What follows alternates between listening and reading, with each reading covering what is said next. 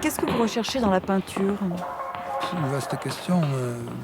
Je cherche déjà peut-être à m'oublier, il se crée une certaine euphorie quand je peins où tout semble disparaître.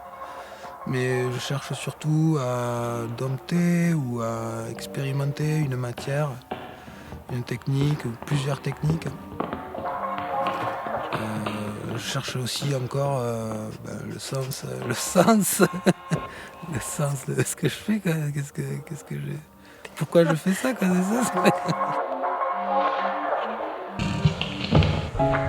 Dans ma formation, moi, je suis toujours passé par le corps humain. Donc il doit y avoir quelque chose de lié à une compréhension du monde par le corps ou à travers le corps.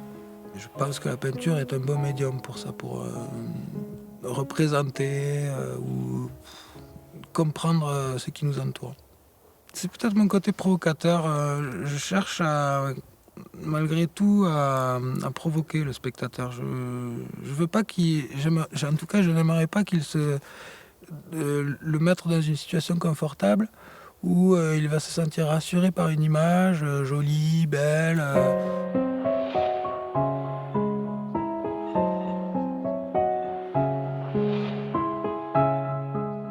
La sculpture, pour moi, c'est autre chose encore. C'est plutôt récréatif.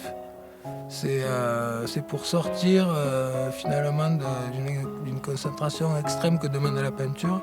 Ça me permet de penser à autre chose, de faire autre chose, de me détendre. C'est plus physique. C'est plus physique, Comme mais détente. c'est plus reposant pour la tête. Le travail avec Sébastien, c'est un... De toute façon, moi, j'avais pas d'infrastructure qui permettait de souder, de mettre des choses lourdes, de taper sur la matière chez moi. Donc, naturellement, Seb m'a proposé de travailler chez lui et j'ai accepté. Ça se passe très bien. Moi, c'est la première fois que je partage un atelier. C'est plutôt confortable comme situation. Vous travaillez sur des animaux? On essaye de montrer des animaux qui ont plutôt mauvaise presse, c'est-à-dire des animaux qui ne sont pas appréciés, qui véhiculent des sentiments d'angoisse, de peur, ou alors carrément des animaux qui sont en voie de disparition, pour montrer finalement un autre aspect de ces animaux-là, de ces êtres vivants-là qui font partie finalement de nous-mêmes aussi. Et je pense que ça vient plus d'une affinité de caractère. On est attirés tous les deux par des images un peu déstabilisantes, un peu fortes en émotion, en expressivité. On partage certains sentiments esthétiques.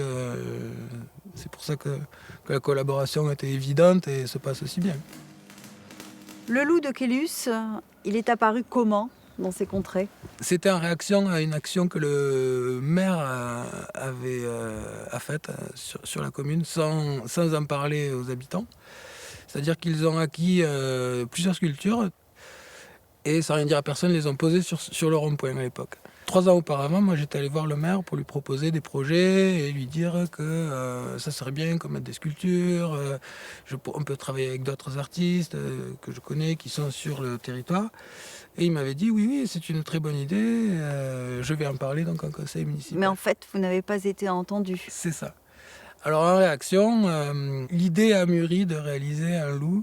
Pour faire peur aux populations, pour susciter la peur, c'est ça? Non, au départ c'était vraiment dirigé sur les sculptures elles-mêmes. Un attentat alors? Une espèce c'est ça, d'attentat culturel. Et donc j'en ai parlé à Sébastien qui a tout de suite accepté. C'est par cette pièce-là qu'on a commencé à travailler ensemble. L'idée aussi a germé qu'il était peut-être possible, par ce biais-là, de créer une fausse légende à Caylus, la légende donc du loup de Caylus, qui se promènerait. Et qui finit aujourd'hui dans une vitrine. Effectivement, on peut le voir en vitrine dans le village. Ça, ce sont les animaux qui peuplent le cos du Quercy? C'est ça, oui, c'est les animaux qu'on peut trouver partout dans la nature en se promenant. Ouais. Et vous les faites à échelle animale? À grandeur nature, oui. Ouais. C'est assez important pour moi parce que ça me permet d'explorer la diversité des formes, de taille de format, la taille des animaux. Qu'est-ce que vous cherchez aussi à montrer? Peut-être une manière d'étude anatomique comparée, de trouver des rapports entre l'humain et l'animal. Qu'est-ce qui fait qu'un animal peut avoir un caractère humain ou pas?